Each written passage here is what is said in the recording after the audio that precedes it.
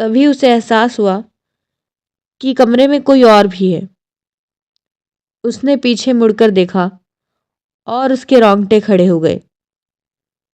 एक लंबी सफेद साड़ी पहने और खुले बालों वाली औरत उसे घूर रही थी। तुम यहाँ क्यों आए हो? उस औरत ने गूंजती आवाज में पूछा। अरुण के पैर जम गए। वह कुछ बोल पाता इससे पहले ही औरत ने चिल्लाते हुए कहा, तुम्हें यहाँ नहीं आना चाहिए था। अब तुम्हारा भी वही हश्र होगा जो सबका हुआ।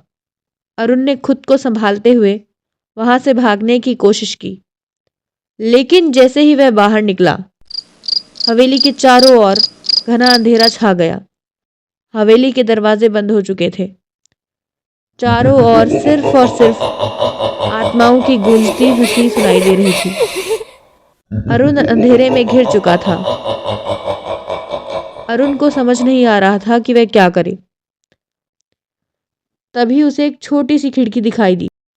वह खिड़की से कूदने वाला ही था कि वो आत्मा फिर से उसके सामने प्रकट हो गई।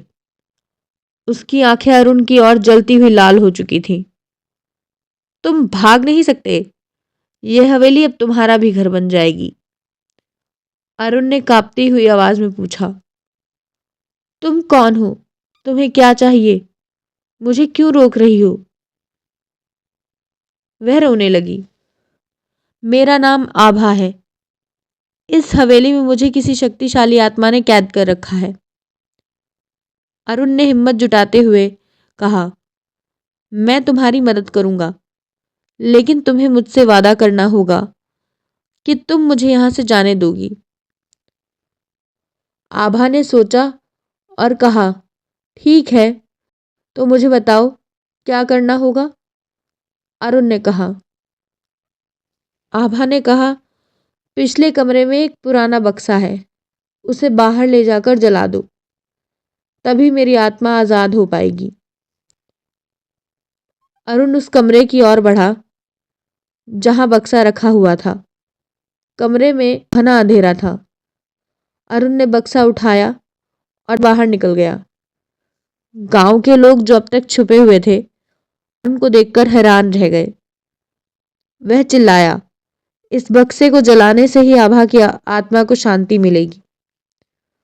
अरुण ने बक्सा जलाकर आभा की आत्मा को शांति दी। गांव में अब डर खत्म हो चुका था। लोग अपने घरों से बाहर निकलकर अरुण को धन्यवाद देने लगे। अरुण ने गहरी सांस ली और सोचा कि अब वह शहर वापस लौट जाएगा।